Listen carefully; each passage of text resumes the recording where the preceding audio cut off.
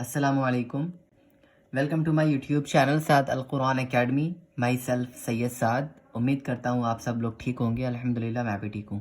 دوستو، جو لوگ اللہ تعالیٰ کے احکامات کو فالو کرتے ہیں، اللہ تعالیٰ کے رولز کو فالو کرتے ہیں اور غریبوں کی مدد کرتے ہیں، تو اللہ تعالیٰ ان کی کیسے ہیلپ کرتے ہیں، یہ آج میں آپ کے ساتھ ایک حدیث شیئر کر رہا ہوں. ہمارے نبی صلی اللہ علیہ وسلم کی حدیث ہے، تو آپ دیکھیے گا اللہ تعالیٰ کتنی غیب سے اس کی مدد کرتے ہیں.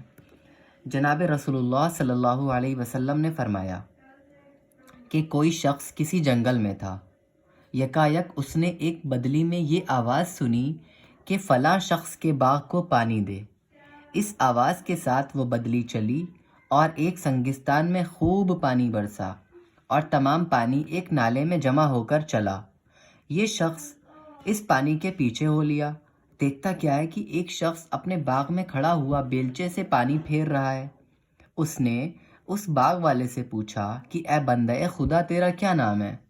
اس نے وہی نام بتایا جو اس نے بدلی میں سنا تھا. پھر باغ والے نے اس سے پوچھا کہ اے بندہ خدا، تو میرا نام کیوں دریافت کرتا ہے؟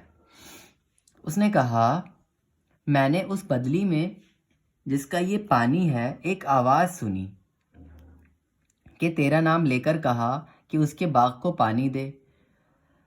تو اس میں کیا عمل کرتا ہے کہ اس قدر مقبول ہے؟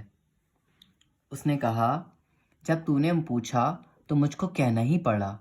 میں اس کی کل پیداوار کو دیکھتا ہوں، اس میں سے 1/3 خیرات کر دیتا ہوں، 1/3 اپنے لیے اور بال بچوں کے لیے رکھتا ہوں، اور 1/3 پھر اسی باغ میں لگا دیتا ہوں.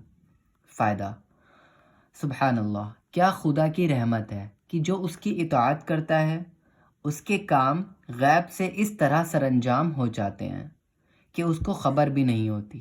بے شک سچ ہے، جو اللہ کا ہو گیا اللہ اس کا ہو گیا.